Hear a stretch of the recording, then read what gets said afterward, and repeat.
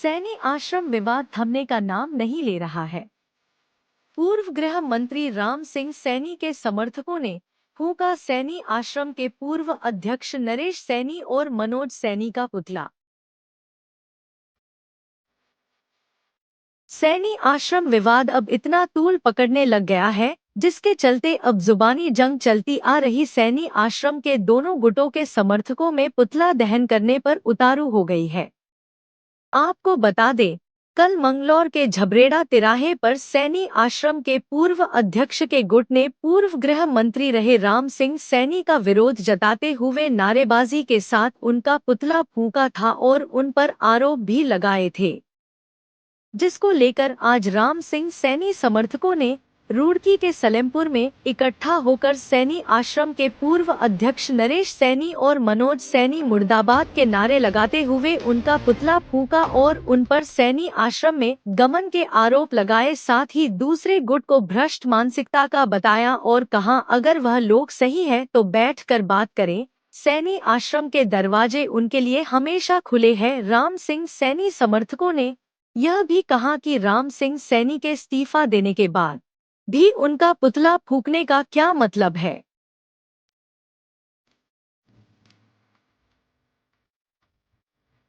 रुड़की से star news 11 के लिए आसिफ खान की रिपोर्ट।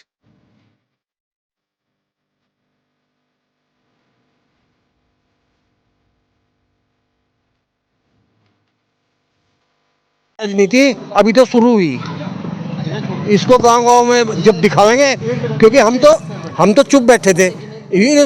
मतलब उन्होंने इस्तीफा भी दे दिया, सारी बात निपट गई, उसके बाद भी क्या नाम ये पुतला दहन का क्या मतलब रह जाता है। तब हमें आज हमने प्रोग्राम बनाया, हम हर सारे सैनिकों के गांव में इनके पुतले फूंकेंगे और इसी तरह से इकट्ठा करके लोगों को उनको पूरी बात बताएंगे कि इन चोरों का क्या मकसद है। राम सिंह सैनी वाला गुट कोई नहीं है, सब ये तो समाज का गुट है, इसमें कोई गुट नहीं है। अब क्या करें, पहला जवाब दिया ना। अब आगे तो हम तो ये कह रहे कि बैठ कर मामला निपटाओ भाई। जब घर में कोई विवाद होता है तो घर के बुजुर्ग बैठते हैं, सब मामला निपटाते हैं। इस तरीके से सैनी समाज भी एक अपना परिवार, सब परिवार के लोग बैठ कर कोई अगर कोई संशय है दिमाग में तो निकल जाएगा, बैठ के बातचीत करें, इस मामले को सुलझाओ। हमारा तो यही प्रयास है। हाँ, मिलने में बिल्कुल हमारे दरवाजे खुले हैं, आओ बैठो बातचीत करें। हम तो हमेशा तैयार हैं भाई, आओ बैठो। परिवार में बैठने में कोई छोटा बड़ा नहीं होता, सम्मान होता है सबका। नहीं, हम तो ये कहते हैं कि समाज के जितने भी हमारे युवा, हम तो ये उन्हें संदेश देंगे भाई, परिवार का मामला बैठ उठ कर अपना बैठो। कुछ बुद्धिजीवी लोग हैं उन्हें बैठाओ, अपने बीच में जो बुजुर्गों उन्हें बैठाओ, और कोई आपसी मन मिटाओ तो दूर करो। और सैनी समाज के उज्जवल भविष्य के लिए, चूँकि आगे चुनाव भी आने वाला है, सैनी समाज के उज्जवल भविष्य के लिए सब मिलजुल कर कार्य करें, यही कहना हमारा। तो भाई साहब इसमें कोई वो नहीं है, भ्रष्ट मानसिकता के जो लोग हैं, जो क्या नाम जो राम सिंह सैनी जी के राजनीतिक विरोधी हैं, उन लोगों ने कुछ युवाओं को भ्रमित कर रखा। और जो लोग वहाँ पे उल्टे सुलटे काम करते थे, सैनी आश्रम के चंदा इकट्ठा करते थे, अपनी जीविका चलाते थे, वो पीछे हट जाएंगे। समिति सही तरीके से काम करेगी, सैनी आश्रम का भविष्य उज्जवल है, कोई दिक्कत नहीं है। इसका कारण सिर्फ ये है क्योंकि इन लोगों ने जो एक प्रबंधक समिति जो बनी है, ताकि वो समिति जो बनी है अकॉर्डिंग टू लॉज बनी है, विधि के अनुसार बनी है, और लॉयर से एडवोकेट से सलाह लेकर के तब वो बनी है। इसमें इनको सिर्फ एक परेशानी है कि इनको उस समिति में नहीं रखा गया। ये हमेशा समिति में रहते थे और उसमें जो इन पर होता था वो करते रहे, तो इनको वही आदतें पड़ी हुई है। उन पर अंकुश लगाने के लिए इनको समिति में रखा गया, इसलिए जो है इनका ये लोग विरोध कर रहे हैं। और इवन समिति बनने से पहले ही इन लोगों ने जो है शिकायतें करनी शुरू कर दी थी निबंधक के यहाँ, इनकम टैक्स में, सेल टैक्स में।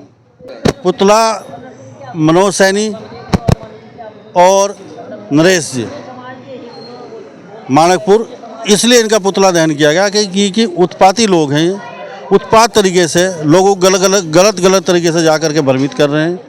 और भ्रमित कर के क्योंकि लोगों को पूरी बात पता नहीं होती, कुछ लोग जो नए लड़के हैं, जो युवा हैं, उनको ज़्यादा पता नहीं होता, तो उनको भ्रमित करते हैं। भ्रमित कर के अलाप शलाप एक दूसरे के खिलाफ ये फेसबुक व्हाट्सएप पर इस तरह की बातें चला। उसमें कहना ये है कि जब राम सिंह सैनी का पहली बात तो जिस समय जब उन्होंने इस्तीफा दे दिया, इस प्रबंधक समिति से उनका कोई मतलब ही नहीं, तो अन्यथा उनका पुतला क्यों फूंक रहे हैं? तो इसका मतलब ये है कि उनकी मानसिक संतुलन खो बैठे हैं उसे। उन लोगों को का जो सोचना है, जब तक वो सोचते हैं कि इसमें प्रबंधक मतलब इस आश्रम में उनको पदाधिकारी बनाकर बैठा दें, अगर उनको बैठा दें तुरंत ही ख़त्म हो जाएगा, लेकिन ऐसा नहीं होगा। समाज जो है, जो बुजुर्ग है, जो बड़े हैं, वो मैक्सिमम जो है प्रबंधक समिति के साथ हैं। जो युवा है, युवा भी प्रबंधक समिति के साथ हैं। लेकिन सैनिक खुद अपने आप में अपवाद हैं, वो अपवाद हैं। क्योंकि वो अपवाद इसलिए है क्योंकि उसने आश्रम में 2018 से 22 तक का हिसाब आज तक नहीं दिया, आज तक भी नहीं दिया। उस समय क्या इनकम हुई क्या नहीं हुई कुछ पता नहीं किसी को।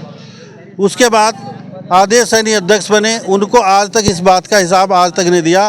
वो इस बात से लोगों को गलत तरीके से भ्रमित करते हैं जब आदेश सैनी उससे हिसाब मांगने की बात करता है।